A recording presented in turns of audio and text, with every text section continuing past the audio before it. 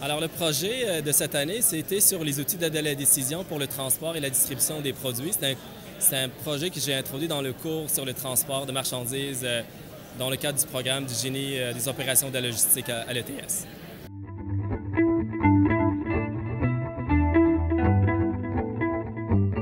Plus spécifiquement, j'ai introduit ce projet-là, vu que dans le cours, on a introduit tous les concepts théoriques et mathématiques derrière le transport.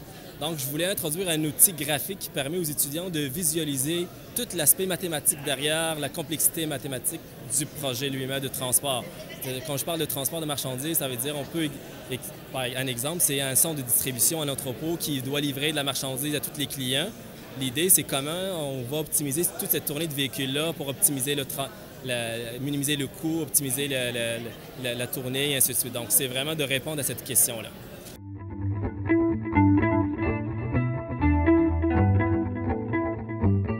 Je dois avouer, lorsque j'ai introduit l'aspect mathématique avec toutes les équations et tout ça, il était dépassé. Donc, je savais que ça prenait, comme je disais, un outil graphique qui permet de visualiser, de rendre ça plus graphique, mais surtout de venir faire le pont entre l'aspect théorique, donc toutes les preuves mathématiques qu'on a faites, mais de venir le montrer graphiquement sur un outil graphique avec une simulation. Donc, ça permet vraiment de dire, bien, effectivement, voici une preuve graphique pour tout ce qu'on avait vu en classe, en théorie. Donc, ça permet de rendre ça plus humain et plus intéressant.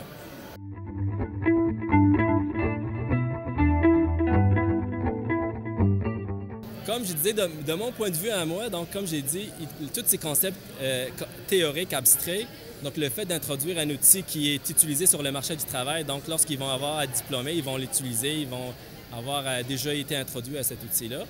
De mon côté à moi, comme j'ai dit, vu que c'est très mathématique, très abstrait, donc de le montrer visuellement, de montrer des vraies simulations, une animation, puis montrer des vraies données, des vrais flux entre l'entrepôt et les clients, montrer un camion qui se promène et ainsi de suite. Donc, ça permet vraiment de le rendre plus concret, plus accessible. Donc ça, c'est de mon côté, du côté des étudiants, mais effectivement, c'est important de montrer l'aspect mathématique, mais surtout, comme j'ai dit, de montrer le côté graphique et montrer l'application dans un vrai cas, parce qu'on a pris un vrai projet avec des vraies données, avec un vrai entrepôt, qui permet vraiment, comme j'ai dit, il y a des demandes des clients, puis l'idée, c'est de comment relivrer la marchandise aux clients, donc, et minimiser les coûts de transport, la distance, et ainsi de suite.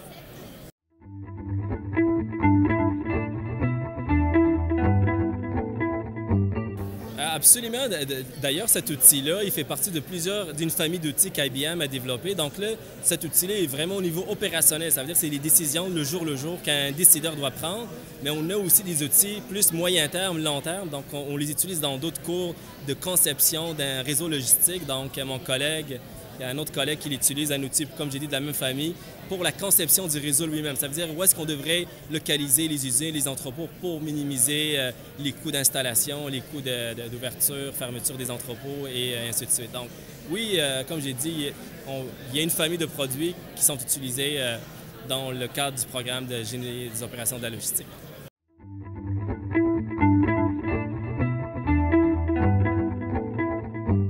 Ah, définitivement. À chaque fois qu'on introduit un nouvel outil, ça c'est un outil d'IBM, donc ça fait partie de la famille. C'est le dernier né de la famille.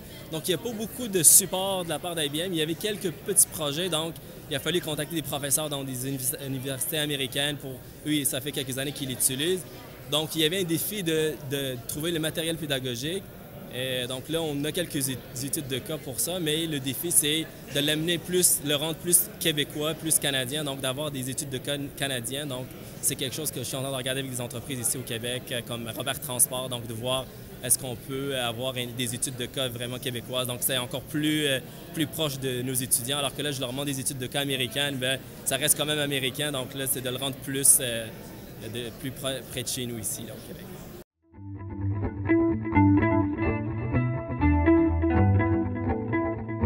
Mais c'est comme je dis, là, introduire des outils comme ça de logiciels, c'est un défi à la fois pour les professeurs, mais l'aide qu'on a de l'école ici là, en termes de financement pour engager des étudiants, parce que quand même, j'ai dit, c'est beaucoup de temps pour apprendre et ainsi de suite, donc c'est un élément important. Là.